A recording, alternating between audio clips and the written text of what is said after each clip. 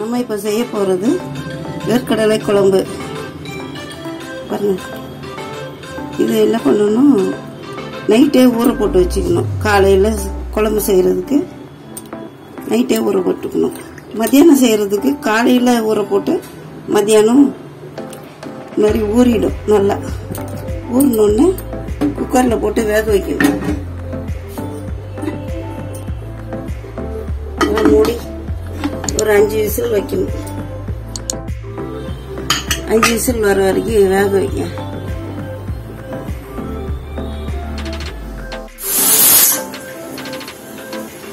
இந்த அளவு புளி, குழம்புக்கு தேவையான பொருட்கள் வந்து இந்த அளவுக்கு புளி ஊற போட்டுக்கணும். அப்புறம் வெங்காயம், 2 தக்காளி. தக்காளியை எப்பவுமே குழம்புக்கு எடுக்கும்போது இந்த மாதிரி அறுத்துக்கணும். அப்படியே புளி பண்ணி இப்படி அறுத்துக்கணும். வயிற்றுல ஸ்டோன் ஃபார்ம் ஆகும், அதுக்கு தான் இதெல்லாம் சாப்பிடக்கூடாது. இது இப்படி எடுத்துடணும். இதை இப்போ கட் பண்ணி நம்ம அரைக்கலாம்.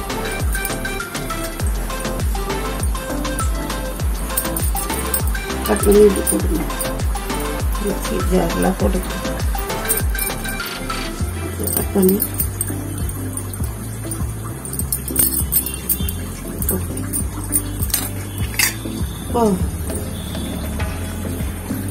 தேங்காய், குழம்புக்கு தேவையான தேங்காய்.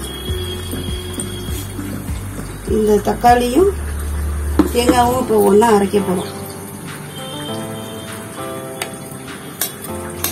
இப்படி கட் பண்ணிக்கணும்.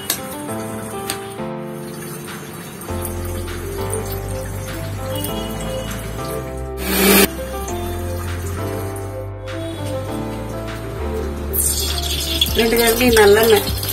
எப்பவுமே காரக்குழம்புக்கு நல்லெண்ணெய் ஊற்றி செஞ்சா அது தனி ருசி இருக்கும்.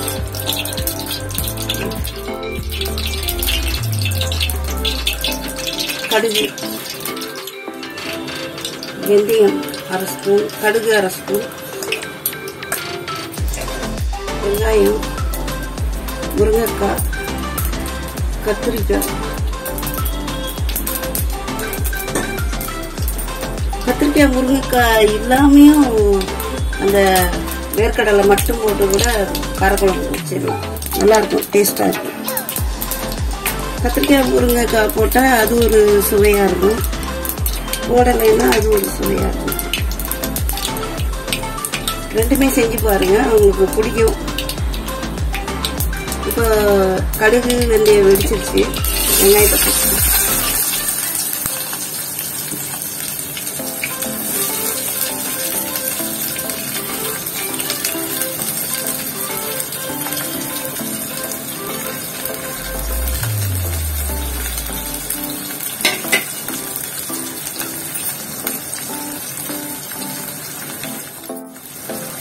கருவேப்பிலை ஒரு கொத்து போட்டுக்கணும்.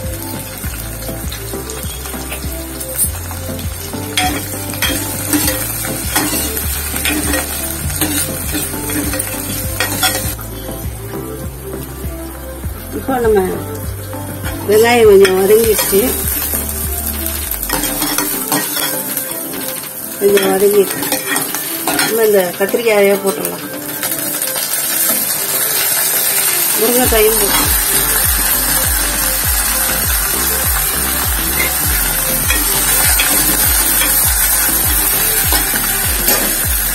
நம்ம அரைச்சி வச்ச அந்த தேங்காய், தக்காளி வந்து என்ன பண்ணுவாங்க, எல்லாரும் குழம்புல அப்படியே நறுக்கி போட்டு வச்சாலும் டேஸ்டாக தான் இருக்கும். ஆனால் என்ன பண்ணுவாங்க, எல்லாரும் தக்காளி எடுத்து ஓரமாக வச்சுருவாங்க. அதனால நம்ம இப்படி செய்கிறோம். இந்த மாதிரி பேஸ்ட் பண்ணிட்டா எடுத்து ஓரமாக வைக்க முடியாது. குழம்போட கலந்துரும். குழம்பும் கொஞ்சம் திக்காக இருக்கும். இப்போ தக்காளியும் தேங்காயும் இதில் போட்டுக்கணும்.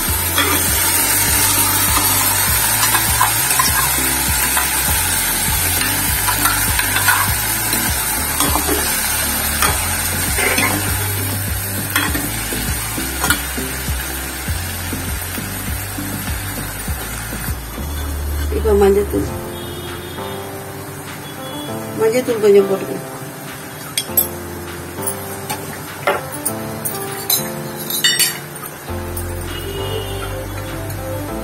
குழம்பு மிளகாய் தூள் 2 ஸ்பூன் போட்டு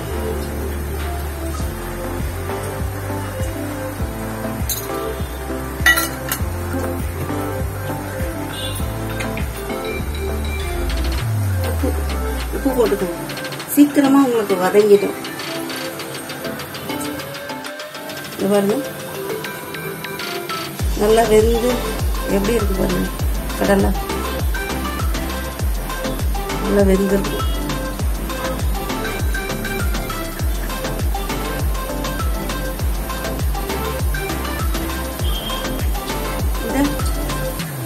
இதுல போடு.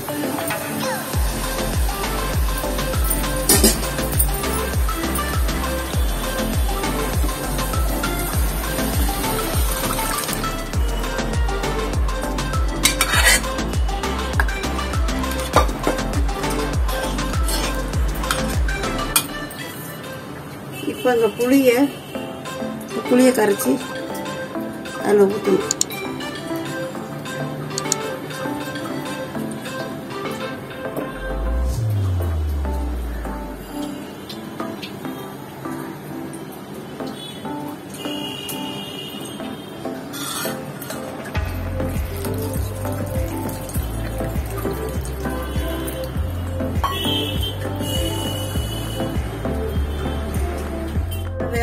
மூடி வச்சிடலாம்.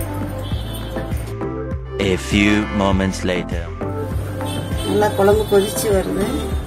இன்னும் கொஞ்சம் சுண்டணும். குழம்பு பாதி தான் வெந்திருக்கு. சுண்டி வரணும். நல்லா மூடி வச்சிடலாம். A few moments later. இப்போ நம்ம குழம்பு சுண்டிடுச்சான்னு பார்ப்போம்.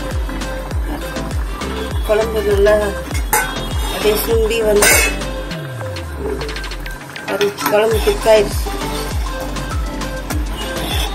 கத்திரிக்காய், முருங்கைக்காய் எல்லாம் வெந்துருச்சு. நல்லா